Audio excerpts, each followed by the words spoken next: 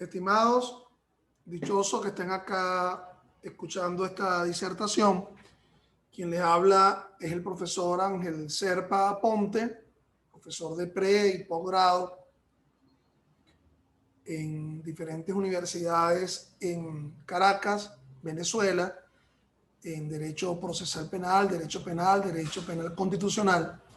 Hoy nos convoca esta disertación que pretendo abordar sobre tan crucial y estructural aspecto que son las excepciones a las prohibiciones probatorias penales. Recuerden ustedes que todas estas disertaciones sobre derecho penal, derecho procesal penal, derecho penal constitucional, las pueden ubicar, las pueden encontrar en mi canal YouTube, Ángel Serpa Aponte, a los efectos de que se suscriban al mismo y encuentren clases de su interés. Bueno, estimados, el tema de las excepciones a las prohibiciones probatorias obviamente asume la necesidad de ir desentrañando ambos aspectos de la frase. En primer lugar, estaríamos hablando exclusivamente de las llamadas pruebas penales. Esas pruebas penales que van a sustentar el hecho objeto del proceso, tanto en su aspecto objetivo, que es lo que se suele denominar con la causación del hecho, como en su aspecto subjetivo, que sería la culpabilidad que es atribuible a alguien por la comisión del hecho, y precisamente en esa imputación, en ese direccionamiento, en esa atribuibilidad de ese hecho a alguien. Es con pruebas, a partir de los cuales se pretende demostrar un hecho, se pretende demostrar una responsabilidad penal. Dejamos hace mucho tiempo aquella concepción que el juez, que por ser mucho más viejo, que por ser mucho más sabio, que por ostentar una sapiencia, iba a conceder un derecho. Es decir, el convencimiento decisorio va a surgir por acreditación, por demostración. Un asunto es el sistema procesal penal, que podría ser de carácter acusatorio, inquisitorio, inquisitivo, mixto, etcétera. Y otro es el sistema probatorio, que eso pasaría por, en primer lugar, abordar cuál es el mecanismo apreciativo de la prueba.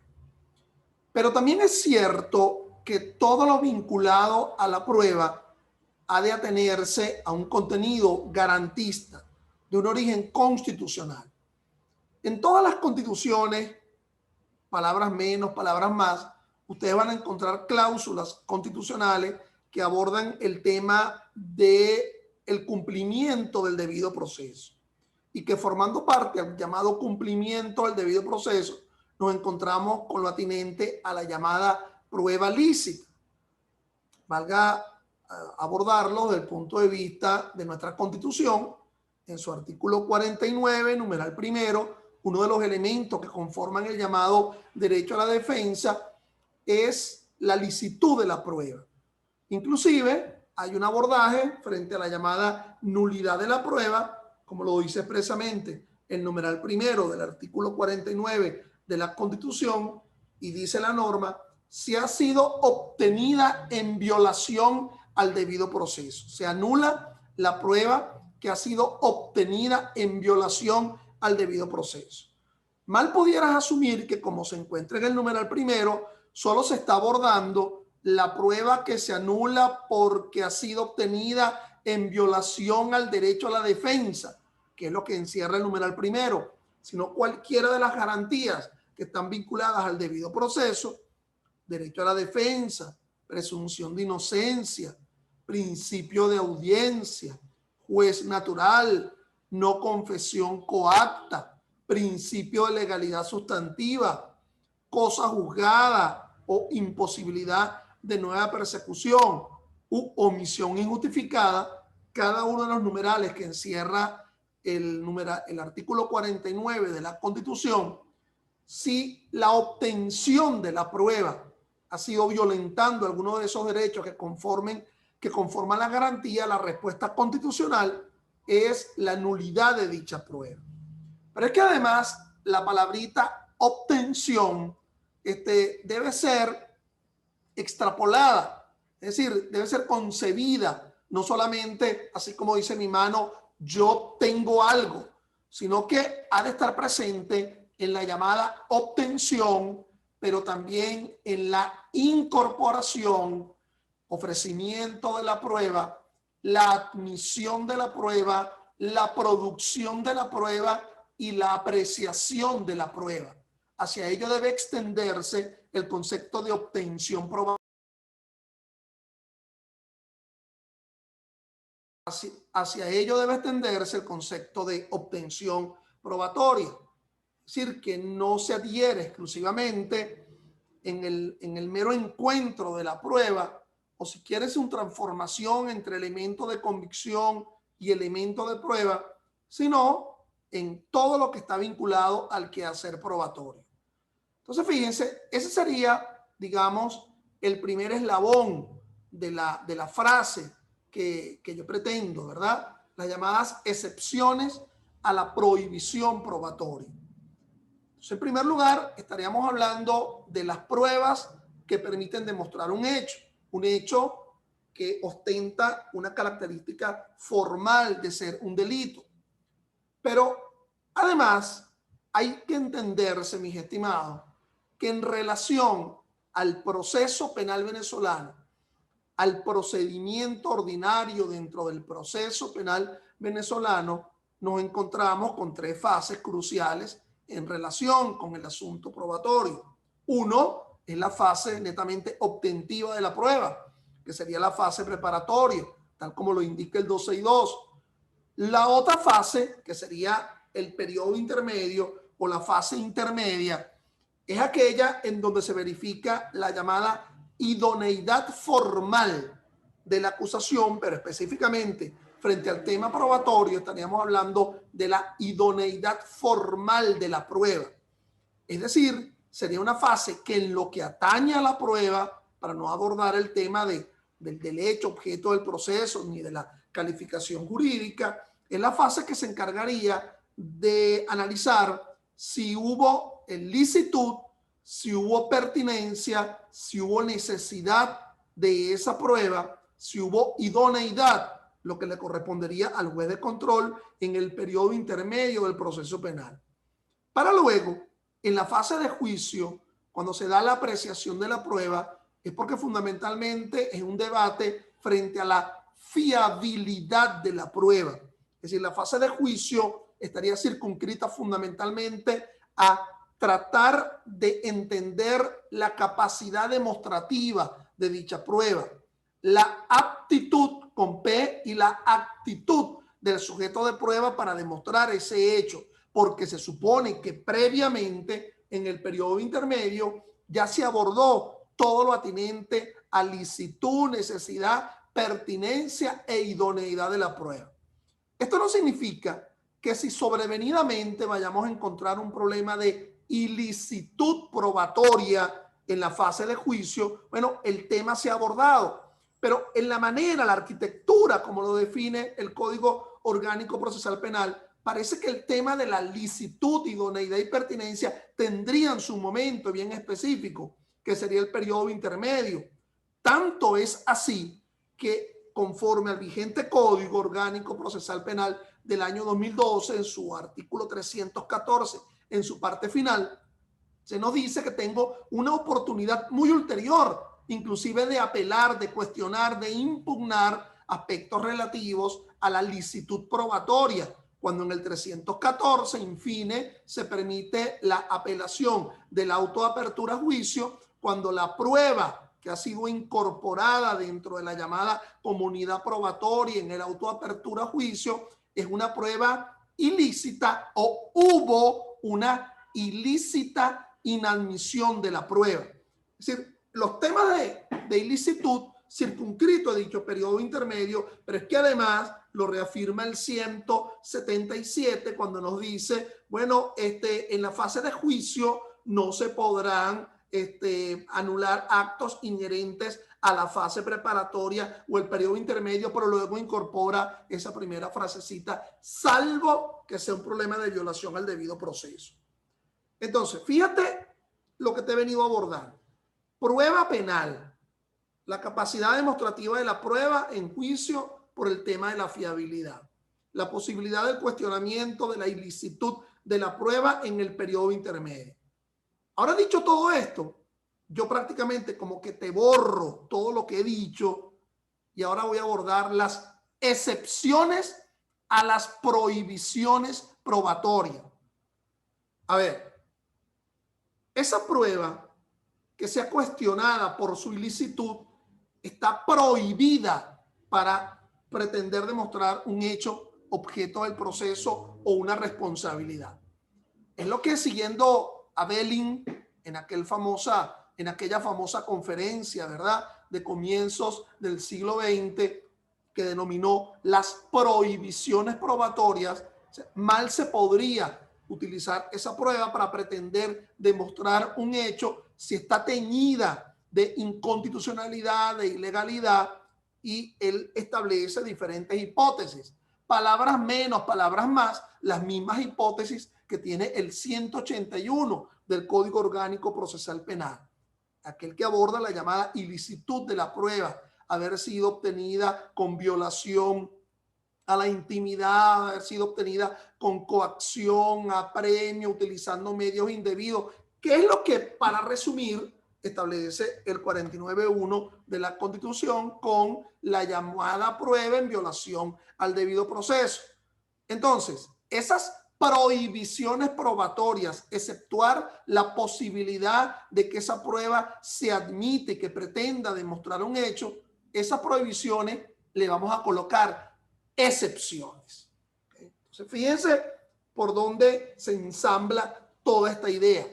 Sí, existen prohibiciones probatorias, pero vamos a morigerar un poco el asunto, ¿verdad? Así como quien dice, vamos a suavizar un tanto esas prohibiciones probatorias. Si en un país como Venezuela, con tanta violación del debido proceso, con tanto abuso en la obtención policial de prueba, con tanto abuso en el manejo forense del asunto probatorio por parte de jueces y fiscales, imagínate tú, le vamos a dar esa chupeta acaramelada en la cual se indica que pueden haber morigeraciones de las prohibiciones probatorias. Vamos a excepcionar el tema de las prohibiciones probatorias. Mira lo que va a pasar, pues, brincando en una pata, como quien dice, ¿ok? Es decir, estamos de plácemes con esta circunstancia, porque si a ello una ciencia jurídica, la ciencia procesal penal, le da elementos, ¿verdad?, para poder negar las llamadas prohibiciones probatorias, bueno, la famosa frase, el muchacho que lloró y la madre que lo pellizca. Entonces, bueno, el tema es un tema abiertamente complejo, de matices, es un tema que tiene sus bemoles, pero que yo no puedo dejar de abordar, que está siendo tratado por la doctrina, y no desde hace poco tiempo, es decir, desde hace muchísimo tiempo. Los típicos ejemplos que yo siempre en estos cursos discurro, diserto, ¿verdad? Para ir abordando el tema de la llamada excepciones a la prohibición probatoria. El famoso ejemplo ya bien trajinado, ya hasta ni tengo cabello, traído por los cabellos de las tantas veces que lo he mencionado. El bombero que tira la escalera para romper el vidrio, para ingresar a la vivienda donde hay un incendio y su finalidad es solamente rescatar a las personas que se encuentren dentro de la vivienda y apagar el fuego. Imagínate tú, escalamiento porque utiliza una escalera, fractura porque rompe las ventanas para ingresar. Y allí adentro, en su finalidad de apagar el fuego, se encuentra con las resultas de un delito. Se encuentra una droga camuflajeada, se encuentra Pedro que acaba de matar a María, se encuentra bienes receptados provenientes de un delito contra la propiedad. Entonces, fíjate, estaría la prohibición de que no se podría obtener una prueba, derivada de un mecanismo de obtención en violación al debido proceso. Bueno, pero claro, su intención no era encontrar una prueba, su intención era apagar un fuego y casualmente, casualidades de la vida, con lo cual lo rechaza mucho el derecho penal porque es un derecho no de casualidades, sino de causalidades, encontré esa prueba. Y ahí vuelvo yo con el segundo ejemplo, bien trajinado y bien manido en todos estos cursos. El policía que anda persiguiendo a otro y resulta que no tiene un vehículo para continuar esa eficiente persecución y hay un carro que anda transitando en la calle, el policía lo apunta al conductor del vehículo y le dice: salte del carro, por favor, dame el vehículo para perseguir a otro, o ni siquiera tiene por qué decirle para qué lo requiere, lo saca del vehículo, se introduce en el vehículo para perseguir a otro que está en plena comisión del delito y medio se voltea por un ruido que hay ahí y ve que atrás en el carro hay alguien muerto o hay una droga o hay efectos provenientes de un delito. Entonces fíjate que la finalidad era una finalidad, si se quiere, que es tolerada un tanto por el derecho, porque estaría en la persecución de alguien, en la comisión flagrante de un hecho ilícito, pero ello también de alguna forma lo justifica para que tome el vehículo del otro y allí encuentra otra prueba. Entonces fíjate que ya vamos con dos ejemplos. El tercer ejemplo, bien trajinado y bien manido, y muchos de ustedes en estos cursos virtuales lo habrán escuchado. El ladrón que en descampado, en oscuridad, intenta penetrar en una vivienda alejada, ¿ok? En plena noche, en descampado, y escala y fractura, escala, sube por la vía no usual, fractura para su propósito delincuencial, hurtarse unos bienes muebles que se encuentren en esa vivienda, en esa morada. Y allí, en el encuentro con los bienes muebles, que era su propósito, se encuentra la comisión de un delito que otro ha cometido. Acaba Juan de matar a Pedro, allí está los bienes receptados o está la cantidad de droga. Por cierto, es el único testigo que tiene el Ministerio Público, aquella persona que ingresa para cometer un delito. Su finalidad no era una finalidad probatoria. Entonces, el abordaje del tema de las excepciones a la prohibición probatoria tiene mucho que ver con el tema de la intención, ¿ok? De la intención en la realización de los actos procesales. Vamos, que si hablamos del proceso penal, para resolver, para tratar de establecer la responsabilidad penal, y esa responsabilidad penal se sustenta en una nota fundamental dentro del delito, que es la culpabilidad, con el famoso abordaje del concepto de intención en el artículo 61, distinto no podría ser también el abordaje de la intención en la realización de actos procesales. Vamos, que los actos procesales no son actos ni maniqueos ni maquinistas, ¿ok? A pesar de que ahora se habla de la llamada inteligencia artificial y que a lo mejor vamos a terminar el año ya ni siquiera con jueces, sino con puros datos que se ingresan en un ordenador y la inteligencia artificial te daría una respuesta. Entonces, bueno, hasta ahora no son actos de inteligencia artificial, son actos que se tienen con un propósito, el propósito de probar, el propósito de acusar, el propósito de apreciar una prueba, el propósito de decidir. Entonces, por lo tanto, si la persona que obtuvo la prueba, bien sea en la percepción flagrante de un hecho ilícito, ¿ok?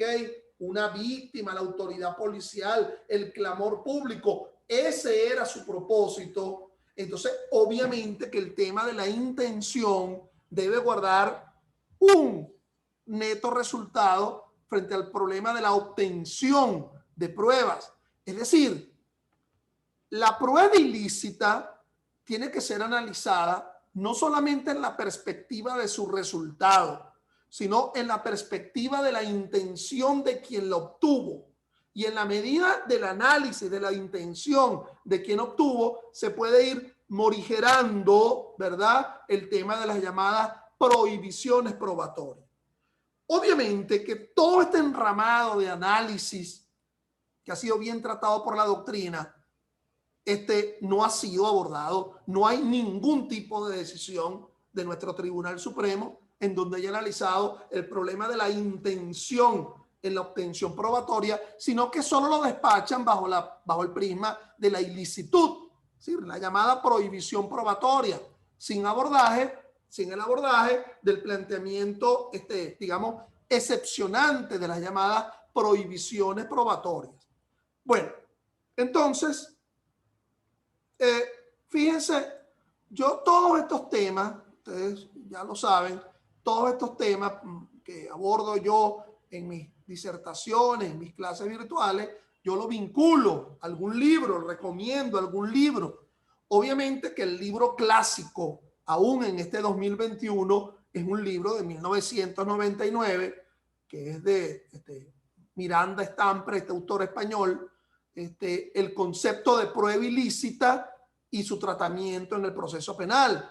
La prueba ilícita en el proceso penal, como mucha gente resume el libro, el concepto de prueba ilícita y su tratamiento en el proceso penal del año 99, de este autor español, publicado por Bosch, que ya se ha vuelto un libro clásico frente al tema de la ilicitud de la prueba. Pero también hay un trabajo interesante de otro autor español, que yo recomiendo, que es el de Carlos Climent Durán, en la edición de 2005 de La prueba penal. Ya como ven, ya está en 2 tomos, el tomo primero, que está vinculado a los principios probatorios, y también ese discurrir del tomo primero y del tomo segundo, el análisis de cada una de las pruebas dentro del proceso penal. Son dos obras clásicas que en nada pretendo yo ahorita demeritar el tema de los autores nacionales venezolanos que han tratado el tema de la prueba, pero esta tesis, ¿verdad?, de las llamadas excepciones a las prohibiciones probatorias, de verdad que no se lo he leído digamos, a los probacionistas penales venezolanos, que suelo recomendar, por ejemplo, el doctor Roberto Delgado y, bueno, y nuestro siempre recordado Eric Pérez Sarmiento en su libro La prueba penal. Fíjense que pretendo yo como resumir un tanto esto, ¿verdad? Todo este abordaje, el tema de si es importante analizar la intención en la obtención probatoria y si es importante abordar el problema de la intención en la obtención probatoria, de ahí ir reduciendo de alguna forma, relevando, ¿verdad?, algunas de las prohibiciones que de forma objetiva se verifican en esas 2 normas cruciales, que son el 49.1 de la Constitución, prueba nula como consecuencia de obtención en violación al debido proceso, y las hipótesis de ilicitud probatoria que se manifiestan en el 181 del Código Orgánico Procesal Penal. Entonces, bueno, vamos a analizar, vamos a contextualizar eso del quehacer probatorio en el proceso penal venezolano, analizar de alguna forma las doctrinas y posiciones frente al tema de las excepciones en la prohibición probatoria y alguna jurisprudencia y datos doctrinarios frente al tema de las excepciones a la prohibición probatoria. Entonces, fíjense, yo me planteo 2 problemas. ¿Qué pasa si la prueba, aunque ilícita en su obtención o en su ofrecimiento o en su admisión o en su producción o en su apreciación, es la que dice la verdad de los hechos y quien la conoció originalmente no asumía intencionalmente una labor de instrucción procesal y en la realización de cualquier otra conducta propia encontró la prueba? Esa sería la primera problemática. Y la segunda problemática es, siendo el encuentro probatorio formalmente ilícito, pero sin la voluntad expresa del indagador que así fuera, y no se violó dignidad o pudor de persona alguna, y esta prueba es la única que dice la verdad de los acontecimientos que dieron origen a la controversia judicial, ¿se aceptaría? Como se ve, son 2 preguntas cruciales, son 2 preguntas, valga la cacofonía, son 2 preguntas problemáticas, son 2 problemas esenciales frente a la concepción clásica del tema de la prueba ilícita. ¿Ok? Entonces, en base a ello, esta grafía a lo mejor la han visto en otras oportunidades, recuerden que nos vamos a encontrar con medios de prueba que han sido ofrecidos. Ese medio de prueba se iría a transformar en prueba si en el propio juicio oral y público termina de sustentar la tesis de la sentencia. Las vías jurídicas para el análisis de dicha prueba, bueno, surge a partir de lo que establece el propio 13 del Código Orgánico Procesal Penal, pero sobre todo el 22, cuando nos habla de que la sana crítica es el mecanismo para la apreciación de la prueba. Para que ese medio de prueba se transforme en prueba, en primer lugar, ha de ser lícita, y las hipótesis de ilicitud las maneja el 181. Necesaria, es decir, ser útil para el descubrimiento de la verdad, tal como lo establece el 182 del Código Orgánico Procesal Penal, con sus dos grandes excepciones. Uno, el llamado hecho notorio, que se puede dividir entre el llamado hecho notorio propiamente dicho, aceptado por la colectividad en sentido global, y el hecho notorio comunicacional, aquel que su notoriedad surge es a partir de una divulgación por los medios. Entonces, ese hecho notorio prescinde de la prueba. Y la otra circunstancia es como lo establece el propio 182, ¿verdad? Cuando ya el juez está convencido, releva a que se siga probando, pero ya hay una manifestación de convencimiento a partir de un quehacer probatorio. La otra excepción son las estipulaciones que se establecen en el 184 del Código Orgánico Procesal Penal. Todas las partes estamos de acuerdo en que el hecho no necesita ser probado. Estamos de acuerdo que eso es lo que ocurrió, que Pedro mató a Juan. Lo que nos está diferenciando es que una parte señala que Pedro mató a Juan con intención y la otra parte señala que lo hizo fue por culpa, o que una parte indica que fue con intención y la otra parte indica que fue en legítima defensa. Por lo tanto, ¿para qué vamos a seguir insistiendo en la declaración del médico forense cuando ya estamos afirmando que la causa de la muerte es el disparo? No tenemos ninguna duda al respecto. El problema a determinar, y que no lo determinaría el médico forense, es si hubo intención o hubo una agresión injusta que toleraba esa causa de justificación.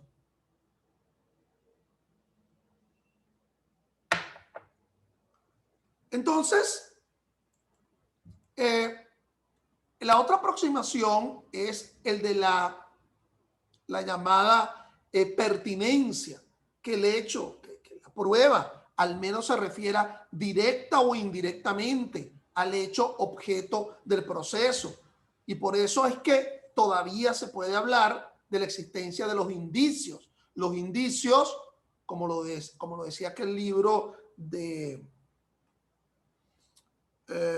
este gran profesor venezolano, ¿verdad?, que se denomina Los indicios son pruebas, Juvenal Salcedo. Entonces, bueno, son pruebas porque el propio 182 habla de la llamada posibilidad de la llamada prueba indiciaria, de la llamada prueba indirecta. Por otra parte, nos vamos a encontrar la idoneidad, la aptitud demostrativa. Fíjate que yo lo coloco allí con P, la aptitud, la capacidad íncita que tiene el medio de prueba para demostrar un hecho o circunstancia. Es decir, el sordo mudo que podría no revelar intensidad de un grito. El que es daltónico no puede hablar de los colores, de cómo estaba vestido alguien al cual se les indica la comisión de un hecho. Quien está ausente y conoce referencialmente el hecho no puede abordar un tema que es ineludible solamente frente a quien presencialmente haya observado el hecho. Ahora bien, ellos son variables formales que tienen que ser apreciadas por el juez de control en el periodo intermedio, porque finalmente esa prueba será prueba si logra sustentar la sentencia.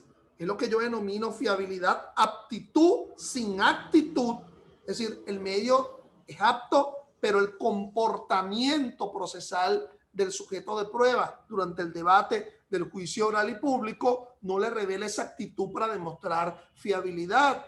Es decir, hay mucha contradicción, hay mucho titubeo del médico forense en su deposición para indicar la causa de la muerte. Se supone que el médico debe saberla científicamente, pero no logra convencerlo en el explanar ese conocimiento científico en el juicio oral y público. Entonces, fíjate que se admitió esa prueba de autopsia, porque ¿quién más que el médico forense tendría una aptitud, pero su aptitud con C en el juicio le releva, ¿verdad?, de ser fiable, y por lo tanto es mendaz. La prueba que no es fiable se convierte en mendaz. Como se ven, mis amigos, todos estos temas de fiabilidad son mucho posteriores a lo que yo pretendo abordar.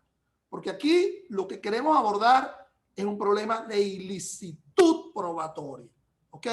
Que no atiende tanto a la capacidad demostrativa en el juicio oral y público, ¿ok?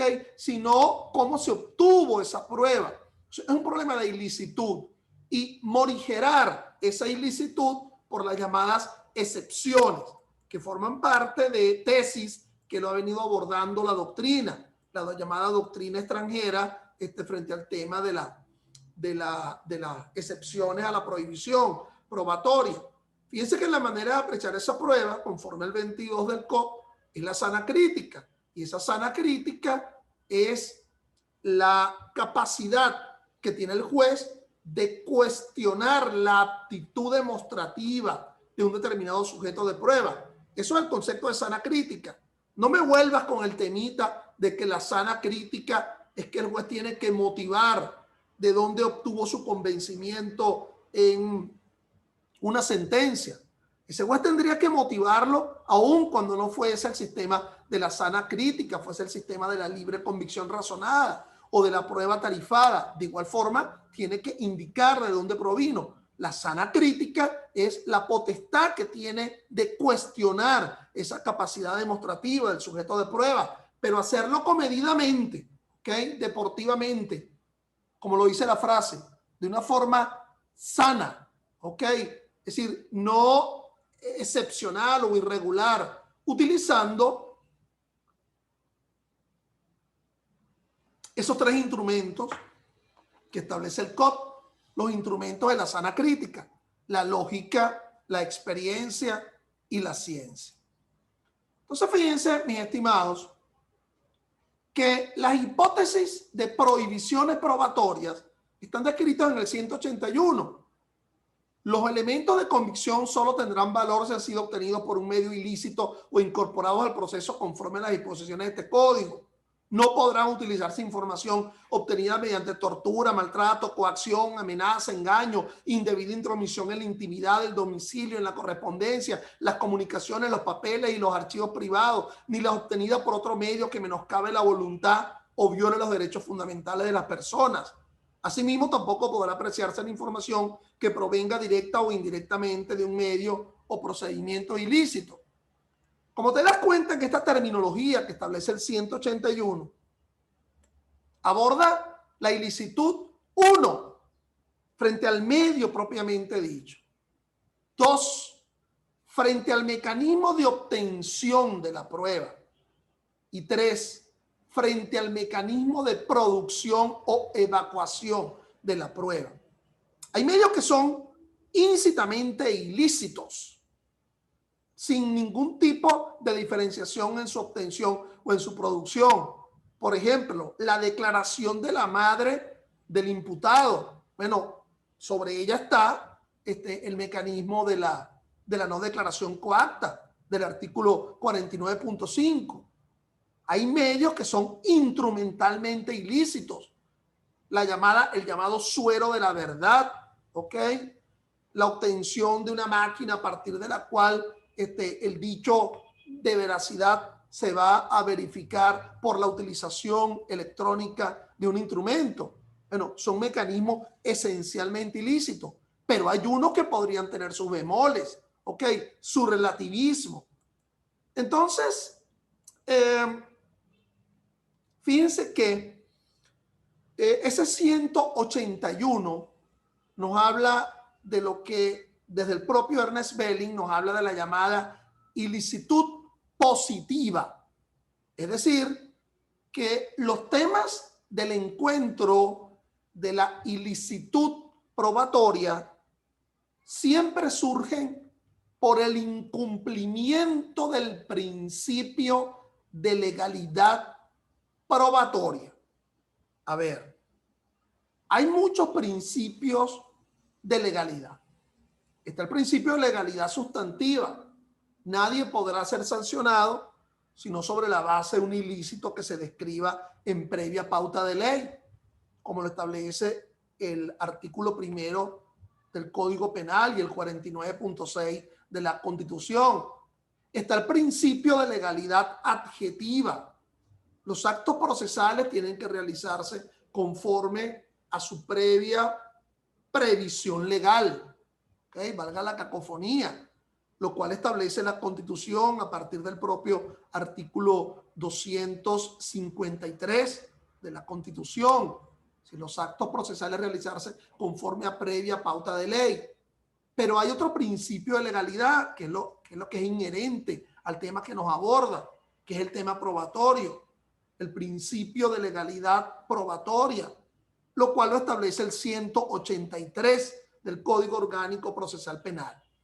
Es decir, todo el quehacer probatorio, todo lo que se ha venido denominando el régimen, como se dice ahora con el tema político, el régimen de prueba, ha de ser adscribiéndose todo el quehacer probatorio. Cuando yo hablo de quehacer probatorio, es todo lo que se realiza en atención a la prueba.